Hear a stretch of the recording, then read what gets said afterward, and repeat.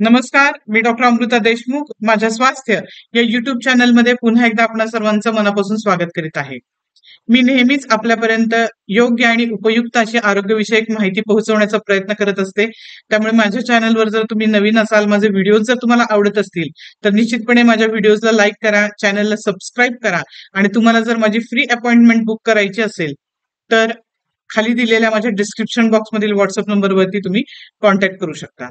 सुरुवात करूया आजच्या व्हिडिओची. आजच्या व्हिडिओचा विषय आहे ॲलोपेशिया एरियाटा.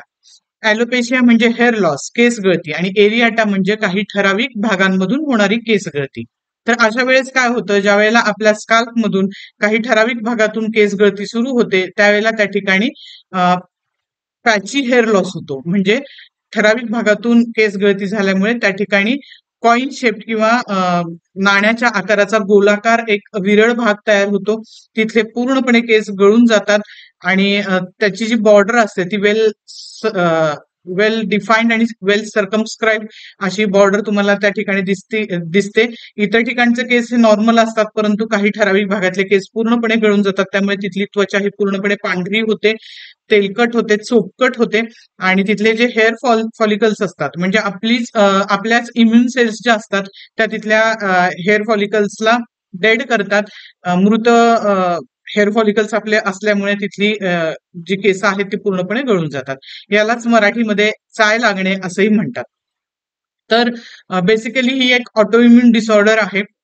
ज्या वेळेला पेशंटच्या डोक्यामध्ये, स्काल्पमध्ये काही ठराविक पॅचेसमध्ये 1, 2, 3 पॅचेसमध्ये ही केस गळती होते, त्यावेळेला आपण त्याला ॲलोपेशिया एरियाटा असं म्हणतो.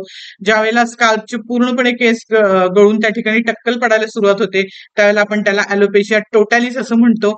आणि ज्या वेळेला ही केस गळती दाढीमध्ये काही ठराविक पॅचेसमध्ये या ठिकाणावर दिसून येते, त्यावेळेला आपण त्याला ॲलोपेशिया बार्बी असं म्हणतो.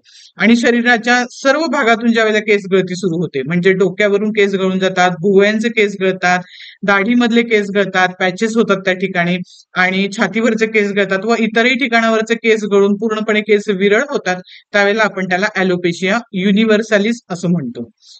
याचा पेशंटला काही त्रास होत नाही किंवा कुठची लक्षणं जास्ती याच्यामध्ये दिसत नाहीत, परंतु cosmetically it looks very bad. म्हणजे तुमच्या सौंदर्यामध्ये याच्यामुळे बाधा येऊ शकते, एवढाच हा त्रास असतो. आता आपण बघूया की याची कारणं काय असू शकतात.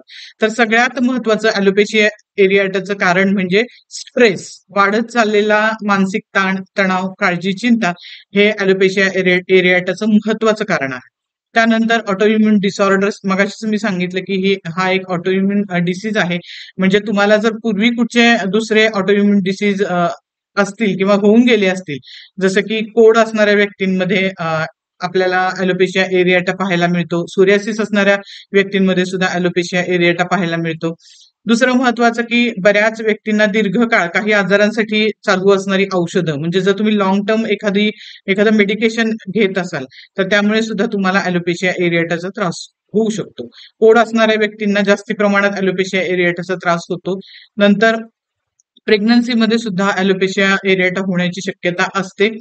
मेटाबॉलिक डिसऑर्डर्स असतील, काही थायरॉइड असेल, यामध्ये सुद्धा ॲलोपेशिया एरियाटाचा त्रास हा वाढण्याची शक्यता असते. त्याचबरोबर एखाद्या व्यक्तीला एखाद्या मोठ्या आजारामध्ये ताप येऊन गेला असेल, एनी टाइप ऑफ फीवर येऊन गेल्यानंतर ज्यावेळेला केस गळती सुरू होते, त्यावेळेला बऱ्याच व्यक्तींना ॲलोपेशिया एरियाटाचा त्रास होतो. दुसरं महत्वाचं अनुवंशिकता. जर तुमच्यामध्ये हेरिडेटरी असेल तरी सुद्धा ॲलोपेशिया एरियाटाची तुम्हाला भविष्यामध्ये हा त्रास होण्याची शक्यता असते. ही काही महत्वाची कारणं आहेत जी ॲलोपेशिया एरियाटाच्या मागे आहेत. आता आपण बघूयात याच्यासाठी आपल्याला काय करता येईल. तर कुठले लाईफस्टाईल मॉडिफिकेशन्स आपल्याला करता येतील. तर सगळ्यात महत्वाचं म्हणजे योग्य आहार, पुरेशी झोप, पाण्याचं प्रमाण आपल्याला वाढवायचं आहे आणि योग्य व्यायाम आपल्याला करायचा आहे.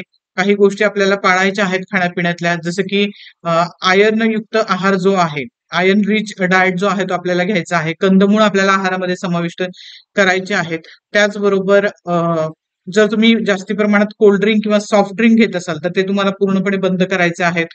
टोमॅटो तुम्ही कच्चा, रोज एक कच्चा टोमॅटो तुम्ही खाऊ शकता, कारण टोमॅटोमध्ये लायकोपिन नावाचा जो घटक असतो तो तुमचा पॅची हेअर लॉस ट्रीट करायला अतिशय महत्वाचा ठरतो किंवा उपयुक्त ठरतो. त्यामुळे रोज एक कच्चा टोमॅटो तुम्हाला खायचा आहे. तर ही काही काळजी आपल्याला या गोष्टींमध्ये घ्यावी लागते. आता आपण बघणार आहोत की होमिओपॅथीमध्ये कुठली औषधं आहेत जी या चाळीला किंवा ॲलोपेशिया एरिएटाला पूर्णपणे बरी करू शकतात. फक्त एवढंच असतं की याला आपल्याला थोडासा वेळ द्यावा लागतो.